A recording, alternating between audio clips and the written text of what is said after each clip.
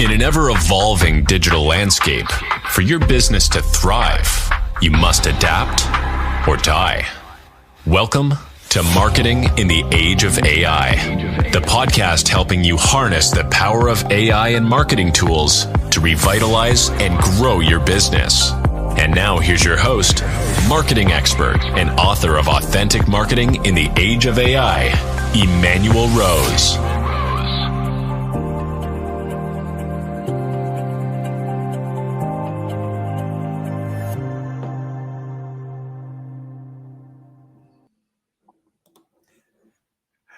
Welcome to this episode of Marketing in the Age of AI. I'm Emanuel Rose. Today we have John Corcoran joining us. John is a recovering attorney, accomplished author, and former speechwriter for the Clinton White House. He co-founded Rise 25, a firm dedicated to helping B2B businesses connect with their ideal clients and maximize ROI through podcasting. John has been featured in notable publications such as Forbes, Entrepreneur, and Business Insider, and has interviewed industry leaders across various sectors. His insights from working in Silicon Valley and Hollywood, combined with his extensive experience in B2B marketing, make for a compelling conversation. John, thank you so much for spending some time with me today. Thank you, Emmanuel. Glad to be here. Well, it's a real treat to have you on my pod because I know you're probably in like about episode 1250 or something for your pod. What's the count right now, John? I'm kind of lost track, honestly. Yeah. That's how you know it's a lot. Yeah, exactly. Yeah, and I've done it across different podcasts, so it's, I don't know. At some point, I'll try and add them all up. But it's got to be at least a 1K, right? It's at least 1,000. I've done well north of 1,000 interviews for sure. Wow, well, that's cool. I wonder just if you could walk me a little bit about what the pre-interview looks like for when you're doing your pods. Yeah, sure. Well, and let's also talk about it in terms of like what mistakes that people make. So I've been a guest on lots of podcasts, and when you have a busy in-demand guest, first of all, you don't want to take too much time, but you also don't want to take too little time too. And Right. So what I've kind of narrowed in on over the years is trying to take about 6 to 8 minutes. And what I do during that time is I just try and establish a couple of different things that we can focus on. I try and pick out some like tidbits of like some stories that I could use to get the guests comfortable with the format. Yeah. And then I launch into it, because if you take too long and you ask the guests about a bunch of different stories, they'll tell those stories on the pre-interview, and then they don't want to tell them during the interview. Yeah, I made right. this mistake before. I get like this great guest that they tell me some story beforehand, and then I ask them about it during the interview, and subconsciously they're kind of thinking like, I just told this guy this story, so I can't tell it again. Right. But of course, it was before you started recording. So I just take a couple of minutes, ask them a couple of questions around like a couple of different things that I can focus in on with them. I like to ask people about what they were like as a kid, and like, especially if they're an entrepreneur, what sorts of like, if they started any businesses when they were like 11 years old. A lot of times people have a story around that.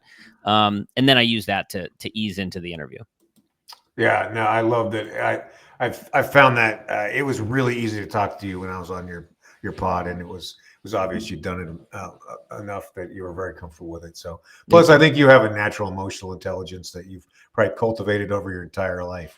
Well, yeah, and I think doing podcasts also gets you better at that too, around the format. Yeah, without a doubt. I think that's probably where it's changed me the most personally, is that I could take the podcast persona of interviewing people and do that in person a lot more easily than I ever have been able to do that in the past. Yeah, for sure. I mean, I think that, doing podcasts can help you in a lot of areas of your life. It can help you to be a better speaker. It can help you to think through some of the different ideas that you have around your industry, some of the unique positions and thought leadership that you can turn into all kinds of other content as well. So you can be a better speaker on stage. It can help you to understand, if you're interviewing people that are in your ICP, your ideal clients, then helps you to understand them better and their challenges, their pain points, so that you can speak to them in their own language. So there's so many different benefits beyond just content marketing. A lot of people think of a podcast as just content marketing, but it's so much more than that. It's helping to connect you with your market and with thought leaders in your market and experts in your market. And also you can interview experts outside of your industry as well and Yep. gain insights that you can apply inside of your company. And so that could be a big takeaway that you get from the process of doing it. I agree. The cross pollination industry wise is really cool. Well, I love the work that you're doing, John, because you have taken two of what I think are the biggest secrets in B2B marketing, and you've productized them. One is prospecting by interview, right? Which you have your own terminology for, but that's what I call it. And then also working this system of this Chet Holmes kind of philosophy of the biggest influencers that you can meet for your business and for connecting you to other businesses. So I'd really like to dig in on that a little bit. Talk to me a little bit about your view of the podcast and how you're taking clients through the podcast process in order to prospect. Yeah. So I think of the podcast as, yes, it absolutely is a tool that you can use to interview your prospects. But if you take that too far, then I think people they'll sniff it out. They can kind of tell that that's the reason that you're doing it. Yep. So I don't think that you should do it solely for that reason. Plus, if you're only interviewing prospects, you're missing out on a lot of the value of doing the podcast. For example, a current client is not a prospect. A current client could have spent millions of dollars in your business over the last 5-10 years. And what do you think they would think if they see you doing these podcasts, interviewing all these other people, and they're thinking, I've spent a lot of money on him. Why isn't he interviewing me? Why am I not being asked to be on the podcast? Right. Yep. So there's a lot of other ways to use it beyond just prospecting. But you're right. Absolutely. It is definitely a great tool for prospecting. But, you could use it to interview referral partners, strategic partners. You can use it to interview thought leaders in your industry, authors, speakers. If there's a big industry conference that you go to every year, go interview the organizers of that, interview the people who are on the board of that, interview the speakers every year, so that when you go to that industry conference and you show up, you actually know a bunch of the people, the big players, the keynote, the sponsors, Yep. and you're also delivering value to the industry conference that has been instrumental in your growth. So there's so many different ways to do it. And so I say it's really like a Swiss Army knife. It's a tool that can do many different things. And so a lot of people, they kind of gain this insight that, a podcast is a marketing tool, full stop. That's all that they think it is. And they're missing out on all these other ways that you can benefit it, that you can use it to benefit you. Yeah, the strategic part of it, right? It is so multidimensional. I guess, what do you say to prospects or people that you're talking to where maybe they're shy or they're uncomfortable being on camera or talking? Because I still have some clients that don't want to have interviews, right? Yeah. Because they want it to be perfect. So Right. what do you say to those people? Well, I mean, I say that I'm a recovering perfectionist, and I'm a recovering lawyer. So I was an attorney for many years. And what do you pay a lawyer for? You pay them to cross the T's and dot your I's, to make sure everything is perfect. So I thought that if I applied the same standard of perfection that I did to my client work to the podcast, that it would be successful. That was not the case. Right. In fact, you actually have to lower that standard of perfection. You have to be okay with the imperfect. Because if you fixate too much on this perfectionist tendency, you'll never put anything out there. So you have to be a little bit okay with that. And also just realize that there's a massive amount of content out there. And it's not like every client of yours, every friend, every peer, every person you went to high school with is going to be checking out this episode, and you'll also get better at it over time. So when you get started, that's probably the worst you'll ever be, so over time you'll get better at it, and you have to do these things to get better. It's just like any other discipline. It's just like getting fit, or I don't know, building a house or anything, or building a better relationship with people that are important to you in your life. You will be rusty. You will not be good at it in the beginning, and you'll get better over time. But just because you're not going to be as good at it in the beginning as you will be 5-10 years later doesn't mean that's not a reason to never do it, because then you're just surrendering and you're giving up on it. Do you think that there are businesses or sectors that would not benefit from having a podcast?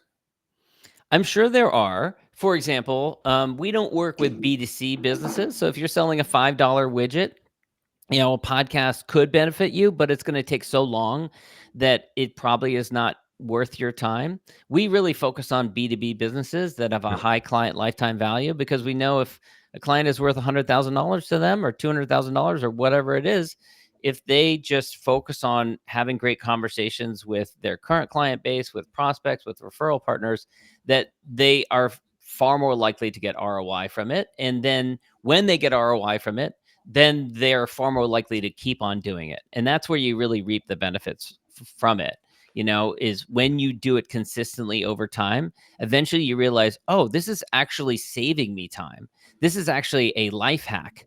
Instead of having to get on a plane to fly across the country to go to a conference to network with people for 72 hours once a year, I can do this anytime in between client appointments. I can do it on the road. I can do it from a hotel room. I can do it from my home office. I can do it wherever, and I can use it consistently over time. And so it's really kind of a battle, because you have to push people to try and get ROI from it.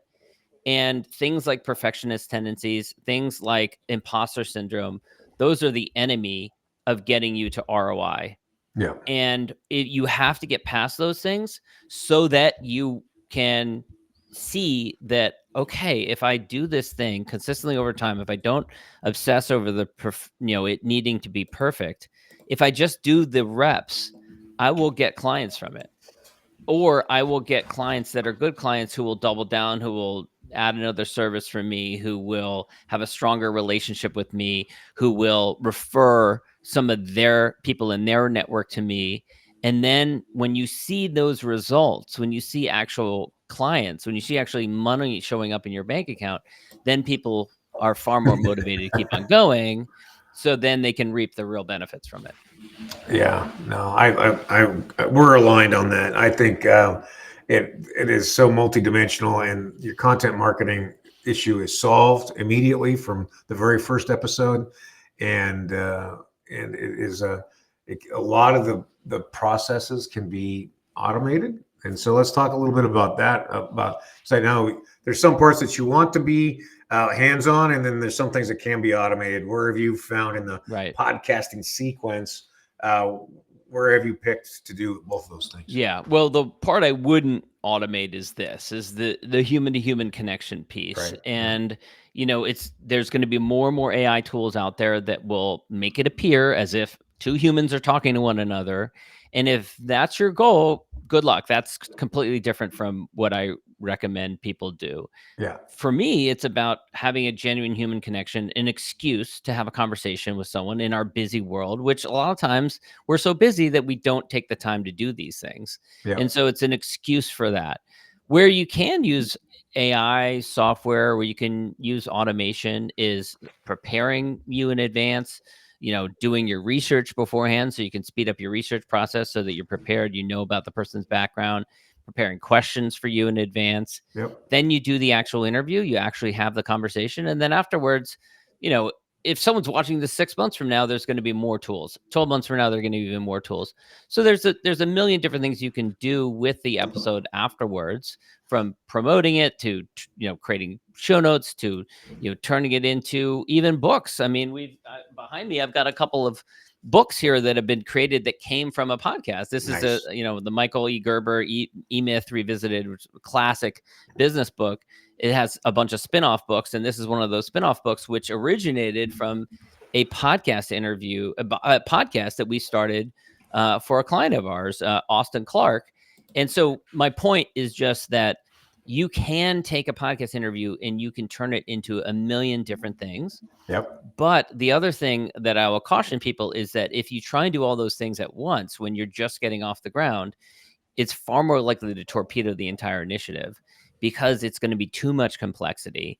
And if you don't just focus on the basic fundamentals, then you'll never keep on going, because there's just going to be too much to deal with. So I do caution people to not to do too much in terms of marketing, like take a little bit more of a slow approach to that. And then you can always layer in additional things later. Yeah, and I'll support the automating the part from calendaring and research and appointments. All those things are great. You know, I got the summary with the bio you provided, the one we wrote, the first 6 questions, and all that's attached to my calendar event. So that way it's all self-contained, and that's all happened magically by the power of make.com in advance. Yeah. And then we take the video and we push it through a tool called Fluent Frame, which then creates the show notes and the YouTube description and blog post and email and social posts. I go through and human in the loop that, make sure that it's on brand, on voice, and then it gets shipped off to Canva and gets assets created from it. It's a very tidy process. Something that used to take 4 to 6 hours is now 30 minutes or less. Yeah, and the other thing I'll say to people is, look, reach out to someone like Emanuel and get support on this, because I've seen people that will. It's a form of procrastination to investigate how many different tools there are and how much Right. can you automate this stuff, and can I create this big process around it? And next thing you know, they haven't reached out and invited their biggest clients to come have a conversation with them, because it's basically a procrastination, and so sometimes you have to know yourself too, because sometimes that is the thing that people are the worst at, is just reaching out to your client base and inviting them onto a podcast. We've had clients that they like talking to a microphone, they like being interviewed. They'll do that all day long, Right. if we let them, but that's not what's most important or most valuable for them. We know this. And so we're basically like kind of pushing them, trying to get them to go reach out to their client base to invite them to be a guest on the podcast, because we know that conversation is far more important for them. So be wary of that. Be careful about that, because you can just procrastinate yourself and you won't get any ROI that way. Yeah, no, that's good. I'm a big believer in ready, fire, aim, right? And just getting it, making sure that you're working in iterative spaces versus perfected spaces. Right. Absolutely. Well, talk to me a little bit about the Dream 200 and what that looks like from you guys. This is a process that we created, and you mentioned Chet Holmes earlier, wrote a book called Dream 100, kind of coined that term. Others have used that term, but he's kind of credited with having created it. And the concept, the idea is just the biggest, prospects, clients, referral partners, strategic partners, centers of influence, authority figures in your industry, and taking the time to put that list together. And so that's our first step. So when we work with a client, our first step is not, let's spend 15 hours together researching what microphone you should buy. Let's spend 15 hours together deciding on what the title of your podcast is. Let's spend 20 hours talking about the branding and all that kind of stuff. All those things are varying levels of importance depending on your business. I think sometimes creative agencies tend to over optimize on those pieces, worrying too much about the brand identity, and then they put 12 episodes out and they quit, because again, they haven't spent the time on the things that are most important to moving the needle. So for us, it's first, the most important thing is who are on your Dream 200. Who are those people that you should really spend the next year to 2 years reaching out to and interviewing on your podcast? And a lot of people would much rather reach out to cold prospects than people that they are already know, like, and trust them, or people that have already spent a lot of money on their service, on their company. And those are more important, frankly. Those are far more likely to lead to ROI for you. And so most important thing that we do first with our process is to put those names down on paper of those companies, of those individuals. And then that's your roadmap of the people who the next year to 2 you should be reaching out to and inviting to get involved in your podcast. And by the way, it doesn't have to be just inviting them onto the podcast. It could also be involving them in other ways. Some of our most successful clients are reaching out to their client list to involve them, to tell them that they're launching the podcast, to ask for name suggestions, to ask for guest suggestions. Who else in Yeah. your network do you know that I should be interviewing? Or who else in this industry do you think that I should be interviewing? And just doing that involves them in the process. And of course, also inviting people on that list to be a guest on the podcast as well. So that's what we do, is start with that process first. I think that's it's brilliant and good work of figuring that out as the hub. Yeah. Because I think a lot of especially B2B businesses don't work on that concept. So it's a cool thing to see you putting that into action. Thank you. Yeah. Well, what do you got planned? What's new for 2026 for you guys at Rise? I think as AI speeds up what we all can do and what small teams can do, I think that a podcast will continue to be important. But I also think that we are going to all we must generate more marketing in order to compete, because our competitors will do it. Mm-hmm. And so I used to kind of hate when people said you need to be everywhere, you need to do marketing absolutely right, Right. and my thing was, you should really just focus on a channel and double down on that channel and do find a channel that works. I still think that's true, but I also think that it's possible now for you to leverage AI with a small team and to get a lot more accomplished. And now I do firmly believe that if you start with a podcast, that's a great home base, Sure. because you're having conversation with a client or a referral partner. That in itself is valuable. Then you create a recording, whether it's video and audio or both.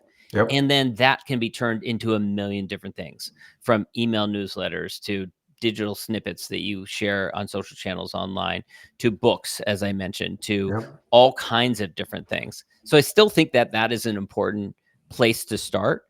And I do believe that you can then, in the years ahead, we're just going to need to become even bigger content machines, and Interesting. use that content to create lots of different assets online, these little breadcrumbs that then bring people back to us, to our services, to our company. Well, yeah, I agree. And I think the critical part you mentioned earlier, which is what's your ICP, right? And so that we're creating these breadcrumbs for each ideal client profile. And then at least we have some structure around being everywhere, right? For these specific messages to these specific people as they educate themselves. Yeah. And a lot of people they're not clear on that, as I'm sure right? Yeah. A lot of people are not clear on who their ICP is. It's anyone who has a wallet, right? That's not an ICP. So you have to get clear on that. And frankly, like, what better way to get clear on that than to have a tool that you can use to get into conversation with people who you think are your ICP, right? And we've had many clients that have gone down a path of, I'm going to, this is my ICP, I'm going to interview them. And then they get 10 or 20 conversations in, and they're like, this is not who I want. I don't want these people anymore. Right. I don't like them, or whatever, right? Right. Great. That's helpful to know, because now you can move on. Like, okay, well, I'm going to move on to someone else and focus on that. So, yeah, I think that, I'm super excited about AI. I think that it's interesting, because I was just reading over the weekend that right now, as we record this in December of 2025, AI actually has a really low reputation, especially among workers. Yeah. Very negative reputation. So that's danger zone, because either you've got workers who will rebel against it, who are not going to want to integrate it, which is not helpful for any company. The other danger is that it could get regulated, and that some of its utility, just out of fear, will go away. And I think that's a problem. But I don't have a magic wand, so I can't predict what we can do in order to transition this society over from where we are today to a society where AIs are everywhere. It's coming at us fast and furious, just like everyone said for the last couple of years. And I just don't think that we can stick our head in the sand. I think that it's going to be something that we need to understand and utilize. Now, I'm a glasses half full kind of person. So I do firmly believe that every time a new technology has come along, it's created more opportunities for us, and it's created new jobs, new job categories. And so I think that kind of stuff will happen, but there may be a bit of a lag behind it. And that's the danger zone that we're going to be in. Yeah, it is interesting that the change management portion of this is really kind of, I think, where the lag is happening, right? Is the humans adoption. Right. And like you're saying, is the mass market has kind of gotten fed a lot of this fear. Even though guys like you and I know that it's 10x levered what we're capable of doing, and is in some ways a magic wand. For the content creation. And come to think of it, I right before this interview, I just got off a call. I'm organizing a panel on AEO, or AI engine optimization. And I was just talking to this woman who works for an agency, and she is an AEO operator. Like she does AEO, which is basically helping companies to get found in the LLMs and ChatGPT and Gemini and stuff like that. That is a job that didn't exist 6 months ago, 12 months ago, right? Yeah. And there's going to be lots of examples like that where new industries, new careers start to emerge that didn't exist before, that are iterative improvements or versions of previous jobs that previously existed. And so there's going to be a lot more like that, but there could be a bit of a lag where we don't really understand where the job market is going. And that's going to be dangerous for people that feel threatened by this new technology coming along. Yeah, my message to those people is spend some time every day learning about AI and how you can participate in it versus being afraid of it, right? Absolutely. Yeah. Well, John, I'm really thankful for your time, and I appreciate your insights. If people want to have a conversation with you, how do they track you down? Yeah, rise25.com or john@rise25.com. You can reach me there. I'm on LinkedIn, John Corcoran. Feel free to reach out. Happy to chat with people. All right. Well, I'm super happy that I got to see you, and we got to look at each other in the eye, even if it is over video. And I look forward to catching up with you again soon, John. Sounds great. Thanks, Emanuel. Okay. Thank you. Well, it's a great reminder that the podcast is a multidimensional activity. If you don't have one yet, you should go and check out Rise 25 and have a conversation with John. I hope you got value from my conversation with John Corcoran today. I also hope that you take some time to investigate a new tool or go to ChatGPT and spend some time thinking with the support of that AI. And I hope that you are able to leverage it and get back some time from your work week. And with that time, you continue to upskill, that you spend that time with your friends and family, or that you get outside into nature and get away from the screens. This is Emanuel Rose, Marketing in the Age of AI. Thanks for listening to Marketing in the Age of AI. Be sure to subscribe wherever you heard this podcast so you never miss a future episode. Your copy of Authentic Marketing in the Age of AI is available at Amazon.com or EmanuelRose.com. You can also connect with Emanuel on LinkedIn. Thanks again for listening, and we'll see you next time.